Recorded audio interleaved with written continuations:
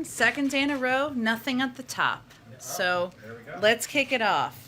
All right, well, let's start here with budget talks, still obviously ongoing on Capitol Hill. There's a growing frustration among some Democrats, particularly those in the House, about what they consider the president's lack of outreach. Congresswoman Debbie Dingell, for one, said today that the president has, quote, got to talk to more than 2 senators, meaning Manchin and Sinema. What response did the White House have to the congressman? Well, first, Congresswoman Dingell is a friend of the president's, a friend of this White House's, and we work in close partnership with her on our agenda. But I will say that the president has spoken over the last several days with a range of different voices. He knows the most constructive role he can play in this moment is working to unify Democrats on a path forward. And a big part of that, of course, a huge part of that, is working toward an agreement to get 50 votes in the Senate. And clearly, it doesn't require me telling you that his meetings with Senator Sinema, with Senator Manchin, are part of that effort and those objectives. I would note that I just saw Congresswoman Jayapal on television conveying something similar to what I just said, which is that that's a constructive role for him to be playing in this moment. I can also assure you that the president looks forward to speaking with, continuing to work with Congresswoman Dingell and a range of members of the caucus. But right now he's focused on what the most constructive role he can play to move these 2 pieces of legislation forward. I'll let my colleagues follow up on the legislation. 2 other topics. Sure. The rate of new vaccinations right now is as low as it was in July, despite the renewed push from the White House and the new encouragement for vaccine mandates. Are these mandates working? Well, Jonathan, first, we did expect that rates of newly vaccinated would decline over time, as they have in other countries with more mature vaccination programs. So if you look at the United Kingdom, you look at Israel, you look at Canada, as things have progressed, and as, of course, greater percentage of the population are vaccinated, the percentages per day, or the numbers per day, have declined. We expected that would happen, and the number of people remaining to be vaccinated each day is also decreasing. But we've also seen, and in our view, that the requirements that we have announced we're putting in place, that many companies and institutions and organizations have put in place, are working. So I'd remind you that the OSHA requirements, or the OSHA regulations, which we hope to have more detail on in the coming weeks, have not yet even been implemented for businesses of over 100. But already to date, a number of companies, institutions, organizations have put in place requirements where we have seen rapid increases over a short period of time in vaccination rates. So one of the reasons the president made that announcement 2 weeks ago is because he knows we need to do more. We're going to continue to do more, and we're hopeful that that will be an impactful step as well. Okay, and last matter, the ATF nominee, David Chipman, gave an interview today in which he said he did not hear from the White House again after being told that he was going to be the nominee until he was told that he wouldn't be the nominee. And he said, he's quoted as saying that he felt like he was on an island and there was no plan B to get his nomination through. Did the White House drop the ball on this? Well, first, we share David Chipman's frustration that he wasn't confirmed. We felt that he was absolutely qualified, uniquely qualified in many ways, as somebody who had worked both at ATF and also for a number of for a gun safety organization over at time. And there was only one. But we also knew, and we were clear-eyed about nominating anyone, even anyone as qualified as him. There's only been one confirmed ATF director in history because of Republican obstructionism. We moved historically quickly. There was a whole team of multiple people behind him. We engaged with members of the Senate, including the president engaged with members of the Senate about his nomination, and we were committed to getting it through. Unfortunately, we didn't have the votes to do exactly that. We also have been engaged with him about working to find a job in the administration. That's something that we are eager to do if there's alignment on that. But we believe in his qualifications. We absolutely worked to get him confirmed, but we weren't naive about how challenging that would be given the history. Jen, Go ahead. do you have a better sense of the top-line numbers of Senators Sinema and Manchin now? I would point you again to Senator Sinema and Senator Manchin. I would say, Steve, I certainly understand your question. We knew that it would be a compromise, and that's exactly what it is. As you know, the president has spent a great bit of time, relatively so, but given nothing more precious than the time of the President of the United States over the last 2 days, engaging with each of these senators about the path forward. But I would leave it to them to describe what they're comfortable with. Frustration here that you really don't know what their bottom line is. Well, that's part of the discussion.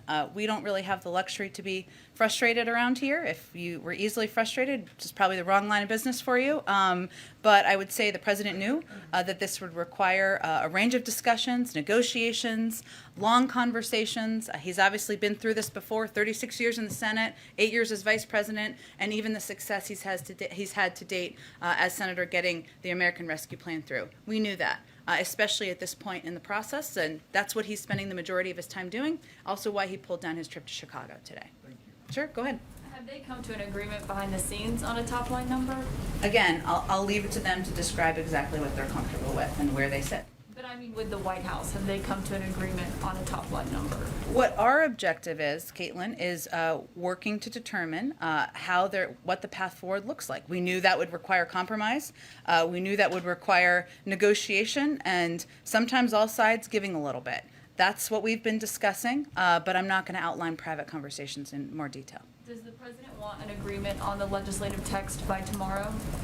Well, I think you're asking me probably because of Speaker Pelosi's comments, I assume. One, I would say the president trusts the Speaker and her assessment of what her caucus needs to win this vote. Our objective here is winning 2 votes, getting these 2 pieces of important legislation across the finish line, because we know the impact they'll have on the American people. We know they'll lower costs for people. We know they will make be a huge down payment toward addressing our climate crisis. They'll lower taxes for 50 million Americans, and he wants to get both done. We certainly trust Speaker Pelosi. We're working in lockstep and around the clock to get both of these pieces of legislation done. I would say it's only 2:46 now. We have lots of time left in the day. It may not feel that way. Lots can happen, and that's what we're working toward. Based on the conversations that he's had with Senator Manchin and Senator Sinema, since we know that there have been plenty of them, does he feel that progressives can trust them to support the bigger package? Well, I can't speak for what members of the Progressive Caucus feel will make them confident about the path forward on reconciliation. Does the president feel that the progressives can trust Manchin and Sinema? I'm not going to speak for what they think they require to get the vote across the finish line. They can speak to that. I'll let them do that. Go ahead. To follow up on it seems like Bernie Sanders is throwing a monkey wrench into all this by encouraging. There are no monkey wrenches here. None. Encouraging his progressive colleagues in the House to vote down the bipartisan package, infrastructure package, unless the reconciliation package passes first. Now, I know President Biden has worked closely with Senator Sanders. What happened here, and how much damage has it done? Well, we're in the middle of it here, Terry. We're not done with this. The president has been clear about his commitment to getting both pieces of legislation passed, both of them through. So right now what we're navigating through and we're working through is how we can get agreement, of course, 50 votes in the Senate on a reconciliation package. That's what we're discussing here. We have to see what senators are comfortable with and if everybody involved is comfortable with it to get enough votes to get it across the finish line. Well, right now, Senator Sanders is telling his progressive colleagues, vote it down. Vote down the bipartisan infrastructure package, kill the whole thing. Well, I'm not going to speak for Senator Sanders, but I would say that there's more context of what a number of members of the Progressive Caucus are saying. What they want is they want a number. They want to understand what the path forward is on the reconciliation package. And ultimately, our objective here is to work towards unity, work towards an agreement. That's in process. We're not there yet, but we're working on it. On the other end of the ideological spectrum in the Democratic Party, Senator Manchin has said that he doesn't think the tax incentives and subsidies for renewables are needed right now, that they're not necessary right now. Can the White House commit to keep those? The president obviously proposed those in his initial package. He proposed a range of ideas in his initial package. I'm not going to negotiate from here. What we're looking to do is determine how we can get more than 50 votes to get this historic passage across the finish line. Bill? No commitment on those? I'm not negotiating from here. I could otherwise say this is in, this is out. We're not going to do that from here. We're obviously at a precarious and important time in these discussions. One more on another issue. In Iowa and Illinois, thousands of workers for John Deere have voted to authorize a strike when the contract expires tomorrow night, after the company proposed cutting overtime pay, increasing health care premiums, and more flexibility to close plants. John Deere has made $4.7 billion this year. That's a record for that company. The CEO is paid $16 million a year. That's a 160% pay raise. Is the president of the administration on top of this? Are they aware of that labor dispute? And what's the president think in general of companies like John Deere raking in the cash, spreading it around to top executives and investors, but not to workers? Well, as a policy and for legal reasons, we don't weigh in on individual labor disputes. So let me say that first. And there have been others in other cases. We, of course, are aware of this particular case. I will say, broadly speaking, which I think you were also asking me about, yes, the president is deeply concerned when he sees companies making record profits, padding the pockets of CEOs, and expressing concern about paying a little bit more so that we can invest in our workforce, invest in cutting costs for the American people, invest in the climate crisis. That's deeply concerned. That's one of the fundamental reasons he thinks we need to make the tax system more fair and believes that companies can do that without passing on costs to the American people. Go ahead, Weijia. Jen, thank you so much. To follow up on what Terry was asking about, Sure. Senator Sanders, over the summer, the president released a statement after he initially linked the two bills, reconciliation and the bipartisan infrastructure. And he said initially that he wouldn't sign one without the other and that they were in tandem. But when he released a statement to clarify, he wanted everyone to know these are two separate bills. So has the president directly asked the Progressive Caucus not to make voting on BIF conditional on reconciliation? The president has said the same thing privately as he said publicly. He wants to get both of these pieces of legislation passed. He also understands, and it's not a secret, how anyone, whether they're a member of the Progressive Caucus or more of the Moderate Caucus, what their views are on what their priorities are and that what they feel they need to understand and needs to happen in order to move these forward. What his focus on is now is how we can move both of these pieces of legislation forward and make sure that both of them are done to move his agenda forward. Does he view the progressives as linking them, though? They've made clear in their statement that these two are inseparable. So is he okay with that? The president wants to get both pieces of legislation through. And also he knows from doing this a few times, many, many times, that ultimately it's not more complicated than needing enough votes to get legislation across the finish line. That's what we're working to get done now. Members of Congress are not wallflowers. They have a range of viewpoints. We listen, we engage, we negotiate, but ultimately there are strong viewpoints, and what we're working to do is get to an agreement where we can move both forward. As he continues to engage, can you share if he plans to go to the baseball game tonight, or if he plans to head to the Hill himself? We've ruled nothing out, but I have nothing to announce for you at this point in time. I know I've said this many times, but we make a lot of these decisions hour by hour and what would be most constructive to move things forward. And just one more on Afghanistan, Sure. because the president's military advisors continue to be asked about this today on the Hill. Can you just clarify when the president said, no one said that to me that I can recall, what he meant? Well, Weijia, I think you took just a portion of the transcript of his conversation he had with George Stephanopoulos. Earlier, in that particular part, he was asked a question. So no one, your military advisors did not tell you, no, we should keep 2,500 troops. It's been a stable situation for the last several years. We can do that. We can continue to do that. No one was suggesting that over the long term that we could keep 2,500 troops and that would be sustainable over the long term.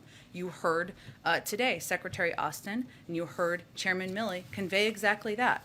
There would be impacts. We would need to increase troop numbers. We would face the threat and a potential war with the Taliban. There could be more casualties. There was not a single option that was presented that did not have risks, major risks, including those, and that would maintain the status quo of 2,500 troops over the course of the long term. So it was about sustainability. He was not saying that nobody told him 2,500 should remain. Well, Weijia, I don't think we need to dumb this down for people because this is a really important issue.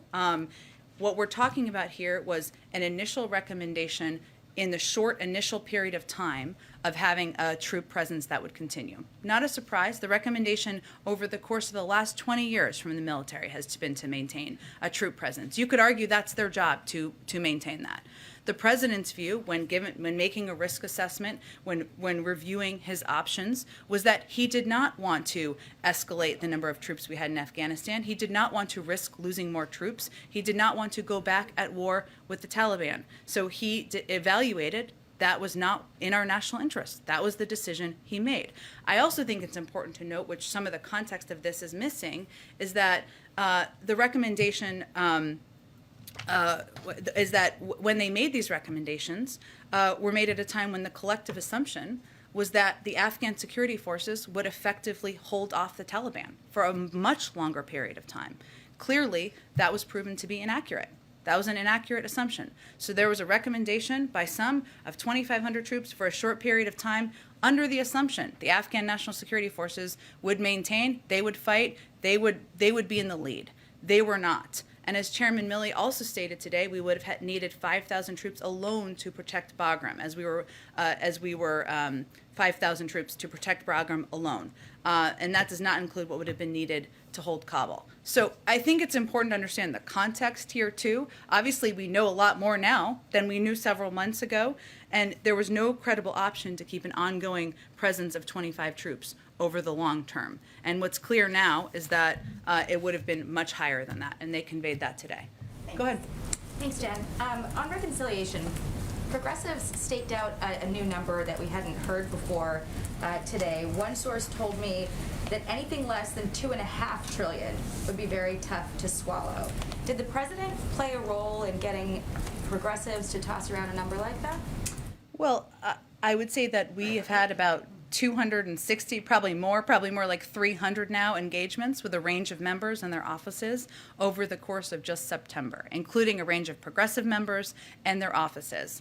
I think it's pretty clear we're in the middle of a negotiation and that everybody's going to have to give a little. So I will let them speak to what they might be comfortable with, what they'd be comfortable supporting and voting for, but certainly we knew that part of this would be potentially coming down in numbers.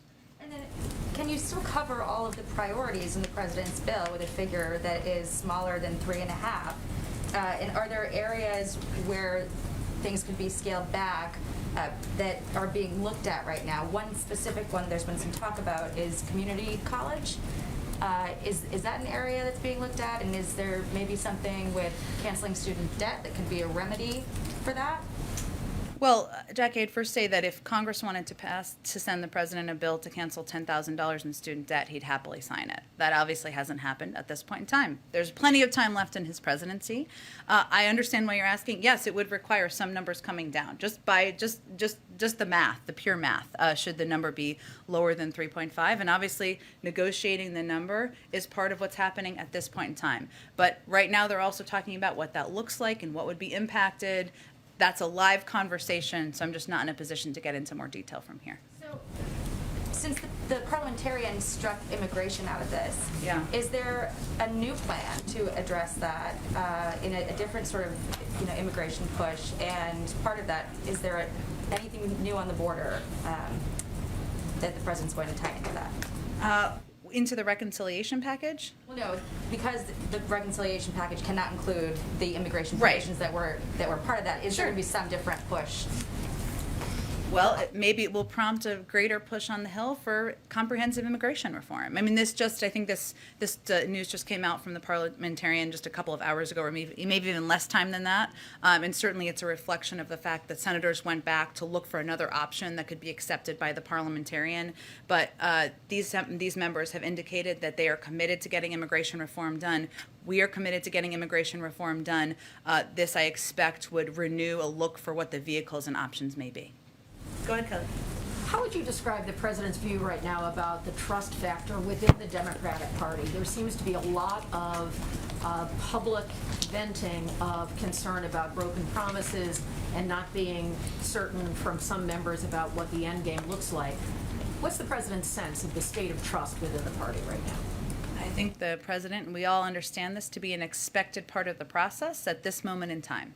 Members have strong feelings about what their priorities are, what they want to be included in historic pieces of legislation. We understand that. I mean, they ran for office to come and get things done for their constituents, to fight for particular issues that are important to them, whether it's childcare, the child tax credit, community college, climate, and we're seeing that play out. Some also have strong views about what should not be in a package.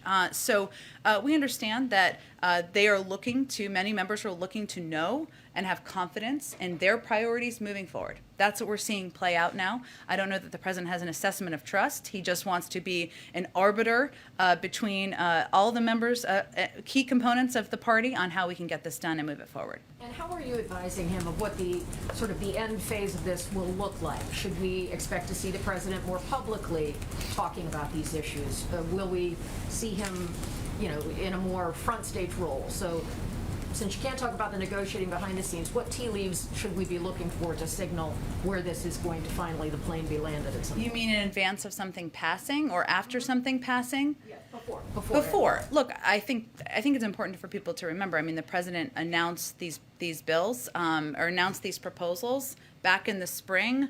Big major speeches he gave. He's spoken about it dozens of times publicly. We've sent the cabinet out through the course of August to also make the case. I think what you're going to continue to see for this moment of time, Kelly, is a lot of these private conversations and discussions with a range of members about how to move things forward. And yes, he's the first to tell you that we need to continue to communicate with the American public about what's in these packages. But if we're talking about this period of time, over the next 24 hours or so, I would expect you to see him continue private conversations, and that's how he'll spend his time. Go ahead. Yes, thanks, Jen.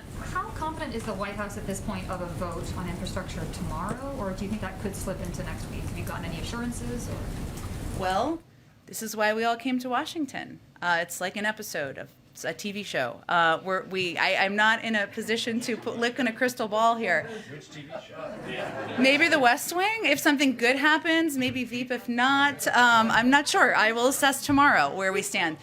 In all seriousness, Catherine, we're not in a position. I said before it was 2:46. It's 3 o'clock now. Expect our team, the president, just to give you an update, is going to be working around the clock the rest of the today, overnight, into tomorrow morning.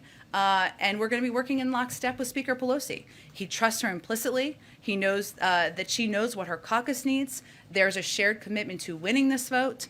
But right now, I just can't look into a crystal ball quite yet. And General Milley, does President Biden still have confidence in him and his role, given his conversations with the press that he talked about? If he spoke about President Trump, will he speak in the same way about President Biden? I would say first, he absolutely has confidence in Chairman Milley. He's worked side by side with him over the last 9 months through clearly some difficult times, difficult decisions in his presidency.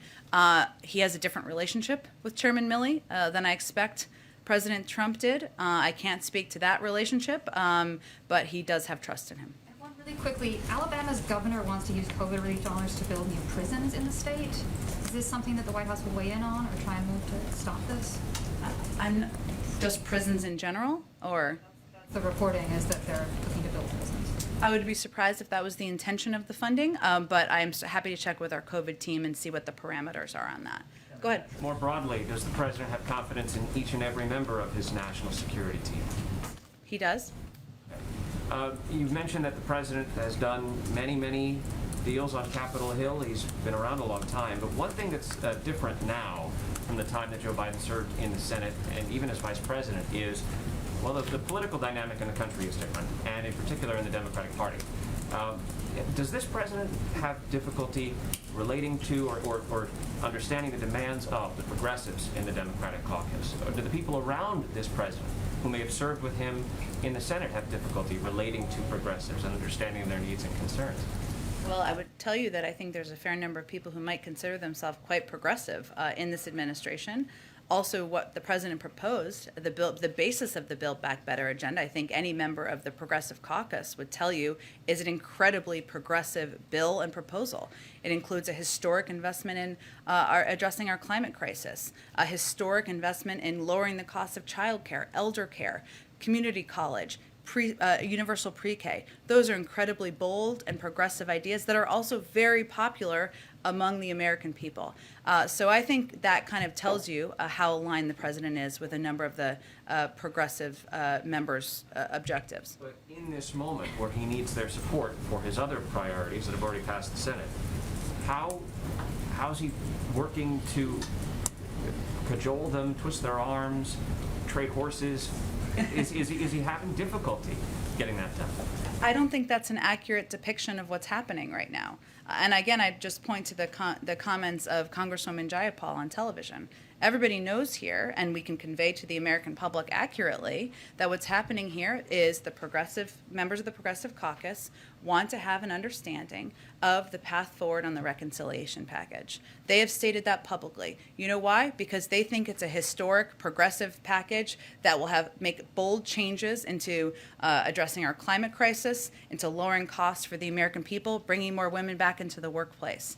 They want to know that there is going to be support for that package moving forward in the Senate, and that it will get passed. That's what's happening right now. The role the president is playing is working to get 50 votes in the Senate. That's a role it sounds like they're happy to have him play.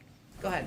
If he does go to the Hill tomorrow, do you think he would meet with all Democrats or just a few? Would he meet with Republicans? We'll see. The day is young. I'll just keep saying that. That's the theme of the day. On the debt ceiling, have there been any serious discussions in the White House about alternative options to raising the debt ceiling? Any discussions about Plan B? No. The only option here is having this pass through Congress. That's what we're working to get done. Thanks, Jen. You said that he trusts Pelosi implicitly, and earlier today she said that they need, for this to go forward tomorrow, they need legislative language that the president can accept. Shortly after that, Manchin said that's not going to happen. Who's right? I mean, Well, I'm not sure. I'm not sure those are. I'm not sure. What I'm asking is, does the White House think it's possible to get legislative language for tomorrow, if that's what Pelosi says she needs? We'll see. Okay, another question. A lot of progressives' frustration is focused on Kristen Sinema. Do you feel that, does the president have a sense of whether she actually wants a package, a reconciliation package, to go forward or not? Our sense is she does. She does. Okay. And she wants to do it this year? That's our sense. Okay. Go ahead. Thank you, Jen. Just wanted to go back to a question Jonathan asked Sure. about the OSHA rule Yeah. and mandates. You had said it would be a few weeks just now.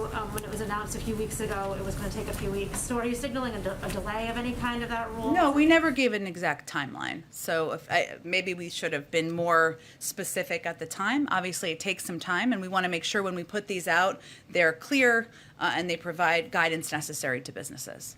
So how many weeks then are you expecting? I can't give you a timeline. OSHA's working on them, but obviously, hopefully we'll know more in the coming weeks. And I have a question on the governor's race. When the president's legislation and his performance was invoked in a debate last night, does the White House see the Virginia race as a referendum on the president's agenda? I don't think we see it that way. I would say, one, the president is a big supporter of the governors, former governors, I should say, as he stated publicly, and you saw him campaign for him several months ago. Obviously, I would note that he's also been campaigning on a number of components of the president's Build Back Better agenda and the president's initiatives he's working through Congress. So obviously, if people support that agenda, maybe they'll support what Terry McAuliffe is running for, but races are always a little bit more complicated than that. Yeah, I mean, McAuliffe has said to us that the president's agenda is a huge factor in his Sure. race. Does that square with? Sure, we'd agree with that. All I'm conveying, and I obviously have limitations on how much political analysis, or little to none would be what the lawyers would tell me I can do from here. But clearly, and we would agree, he is running on and lifting up a number of key components of the president's Build Back Better agenda. And that is something that he agrees with. He's clearly stated he thinks would be good for the people of Virginia. We agree. It's also true there's lots of dynamics in political races. And then you had just mentioned that today is a precarious day for the president. Can you expand on that a little bit, what you meant by precarious? Well, what I mean by that is that you've all asked me some very good and excellent questions about what's going to happen tomorrow, and I can't give you a concrete prediction of that. So I think that's why I said that. Go ahead. Sort of following on that last exchange, you have called, other people obviously have called today, this sort of moment that we're in this week, a pivotal moment for regular Americans who don't sort of understand the sort of nuts and bolts of the process here. Why is tomorrow a deadline? Why should tomorrow be a deadline? Why shouldn't there be an option to keep working until next week or the next month or next year to get these things done? Why are we in this situation? And does the president think that tomorrow is an important deadline that can't be moved? Well, I also think it's important, since you gave me the opportunity, for the American people to understand all of the pieces that are happening right now, right? We're working to... I'm happy to have you do it, but obviously the debt ceiling and Sure. the government spending is in a different category where Yeah. there are actual deadlines. But I'm talking about the BIF and the infrastructure and the reconciliation package. Is there a reason that has to happen in the next 24 hours? Look, I think for American people who are watching, or they're reading your newspapers or watching your television shows, what they should understand is leaders in Congress set timelines for votes when they hope to gather the votes to push legislation forward. Does it mean, and obviously the Speaker made clear that she's evaluating what's next, and we will work in lockstep with her over the course of time. But our objective is to win the vote when the vote happens. No, there's not. I think what she has spoken to, which I would point to, is the expiration of the surface transportation bill, which certainly does happen tomorrow, and something that Speaker Pelosi has alluded to. But, we're hard at work. We're working to get this agenda done. And beyond that, we're just working toward when the timeline was set by the leadership in Congress. If it doesn't happen tomorrow, you expect that there will be other opportunities to vote on both of those the pieces of his agenda in the days and weeks ahead, or do you see that as a kind of moment where it then becomes impossible beyond tomorrow? Let's let tomorrow happen, but the president is committed to getting his agenda done. So is the Speaker, so is the leader in the Senate, and will remain in lockstep working with them to do exactly that. Go ahead, Karen. What role is Vice President Harris playing right now in the negotiations on the reconciliation bill? She has been active in making calls to members and engaged with our legislative team, and we're all hands on deck here and working to get this done. Is she in the room when the president's meeting with Senator Sinema and Manchin yesterday? I'd have to check. Obviously, she has her own schedule of events and meetings and things she does, and she obviously engages with the president sometimes and separately at times. I'd have to check if she was in those meetings yesterday. I want to go back to something Kelly had asked, but also, is she going to go up to Capitol Hill to do any meetings in person? We'll see. Day-by-day evaluation. Stay tuned. To Kelly's question, we haven't heard from the president since Monday. You said a few moments ago that there are many ideas in the reconciliation plan that are popular among the American people. You say that a lot. We've heard the president talk about this. Does the White House not see value then, right now, in this crunch time, in the president talking publicly about those ideas as a way to put pressure on some of those lawmakers?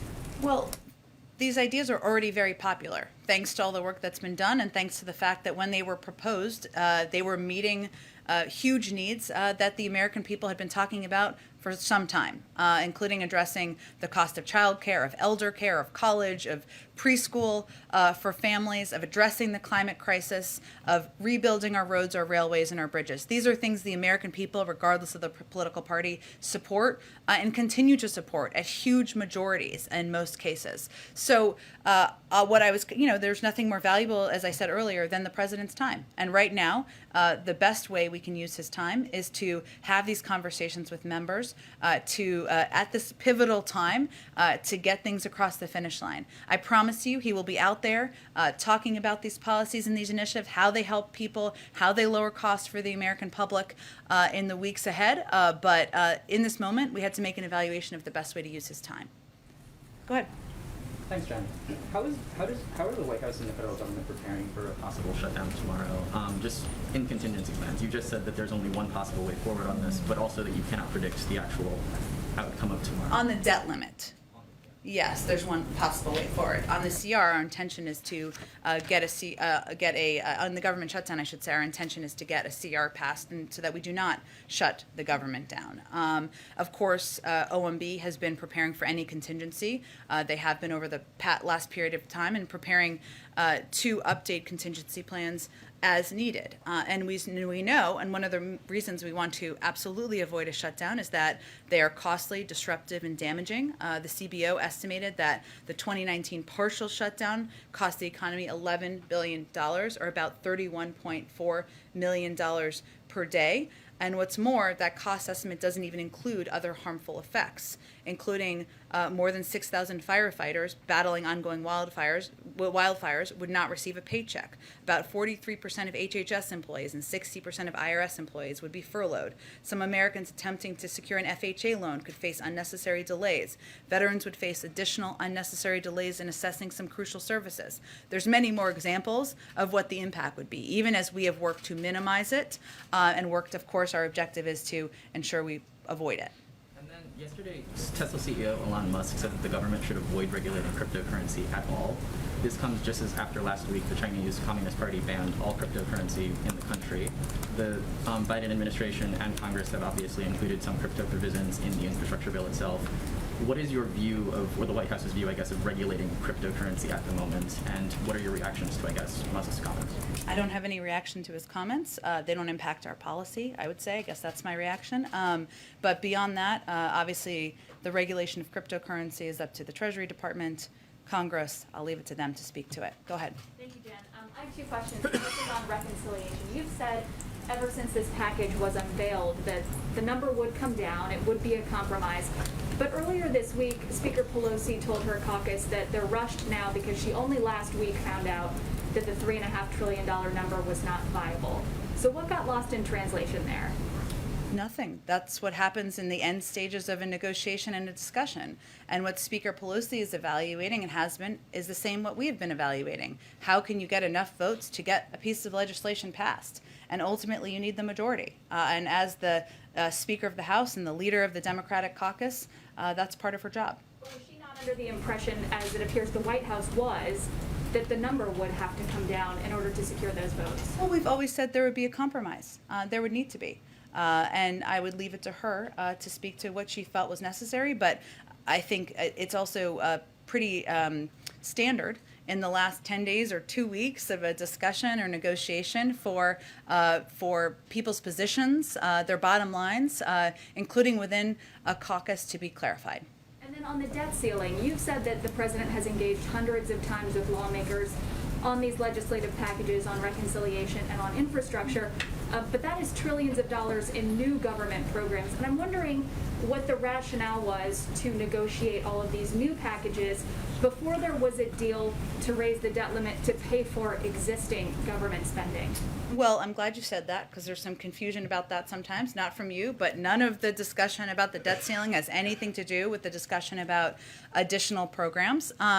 Look, I think the president's view and our view has been the debt ceiling has been raised 80 times in a bipartisan fashion over the course of history, including 3 times during the prior administration, even right after the passing of $2 trillion in tax cuts that were not paid for. So in his view, this is something that has been done in a bipartisan manner. It should be something that is not political, because everybody should believe that we need to protect the full faith and credit of the United States. And we're disappointed that that's not the view shared by Republicans right now. And at what point will the White House and the Treasury Department and members of Democratic leadership chart a different path? At what point will it become clear whether you're going to get 10 Republican votes or not? Well, we're working on options now. You've obviously seen Leader Schumer look to move forward with Democrats. We're being blocked on that effort currently by Senator McConnell. I almost demoted him by accident. By Senator McConnell, by Senator Cruz, and others. And what's so absurd about this is that these are individuals, especially Senator McConnell, who have made very clear in the past about their concerns and the risks of the U.S. government defaulting. This is why it's never happened in the past. It would have a huge, devastating impact on our economy. He knows that. He stated that publicly. He still won't vote for it, and he still is trying to stop us from raising the debt limit. If that's not politics, I don't know what is. But the debt limit was last raised 2 years ago, so should some of these conversations have started earlier to avoid being in this crunch time with 3 weeks left? Well, again, I think it often goes down to the wire, especially with the debt limit, especially with basically almost any piece of legislation. It is something that has happened in the past in a bipartisan manner, and obviously that would have been our preference. Go ahead. Was the president surprised that Senator McConnell has taken this tact with the debt limit? Surprised is an interesting way to phrase the question. I understand it. Look, I think he's disappointed. more than surprised. And that's because, he's someone that obviously he has known for a long time. He's worked with on legislation and on initiatives in the past. There are obviously clear areas of strong disagreement. And that's okay. The president's clear-eyed about that as well.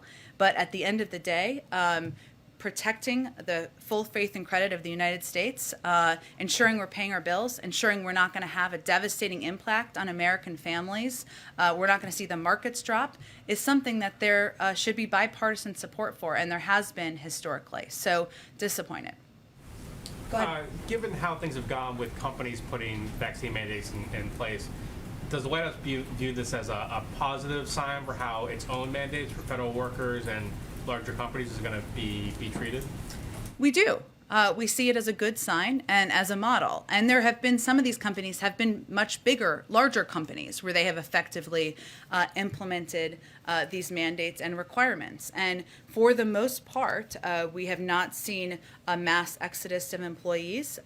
Yes, individuals have decided not to get vaccinated and then have therefore no longer been employed. That's nobody's preference. But for the most part, we've seen an increase in vaccinations in these companies, which makes workplaces more healthier, right? People feel more confident in these workplaces. Is also good for the economy, which is something that Goldman Sachs predicted, that the country would see a positive impact on employment as a result of the president's policy. We're seeing that in companies. A lot of these CEOs have spoken to that. Mark Zandi, chief economist at Moody's, said the evidence across the countries is that more vaccinations means fewer infections, hospitalizations, and deaths, which in turn means a stronger economy. Justin Wolfers, economist at the University of Michigan, said, viewing Biden's vaccine mandate as simply economic policy, it's surely the cheapest and most powerful economic stimulus ever enacted. So we have seen in a lot of places, and let me just give you an example because it's a really good one. United Airlines is obviously a huge company, 67,000 employees.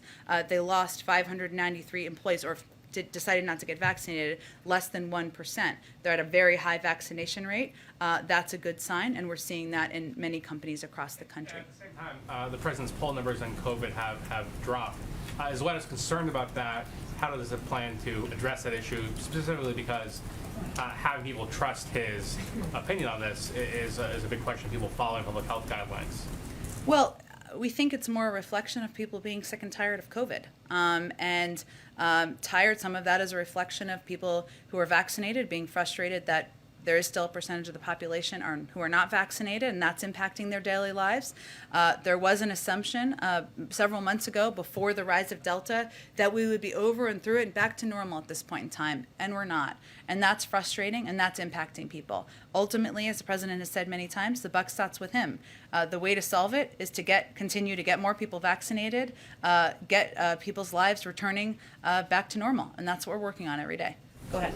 Thank you. One on Afghanistan, one on Haiti. First of all, 12 Democratic senators are asking the president to establish 2 leadership positions, one in the presidency and one at state, to deal specifically with the humanitarian crisis in Afghanistan. And implied in that request is that, there's more to be done than just resettling Americans, and that the White House still has unfinished business or maybe hasn't done it properly. So I guess I would just ask, what do you make of that request and of that allegation?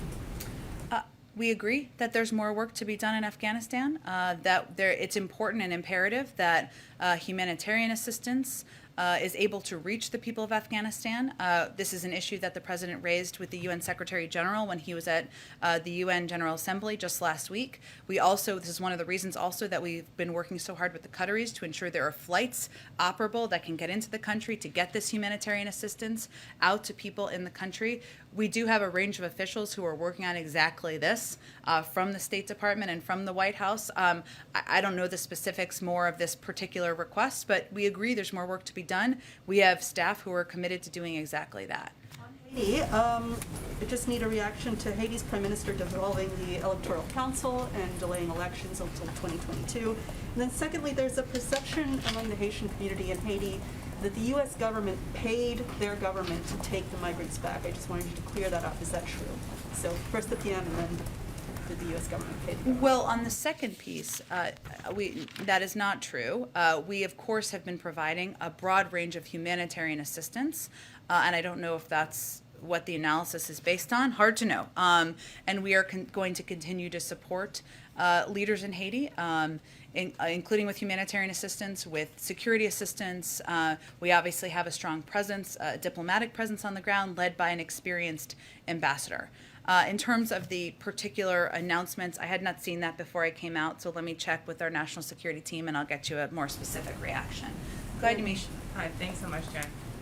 Representative Ocasio-Cortez just said that the most helpful thing President Biden could do would be to, quote, say we're going to pass these bills at once. That eliminates the infighting. Is the president willing to do that? And if not, why not? The president is working in lockstep with Speaker Pelosi, the leader of the Democratic caucus, about how to get both of these pieces of legislation forward.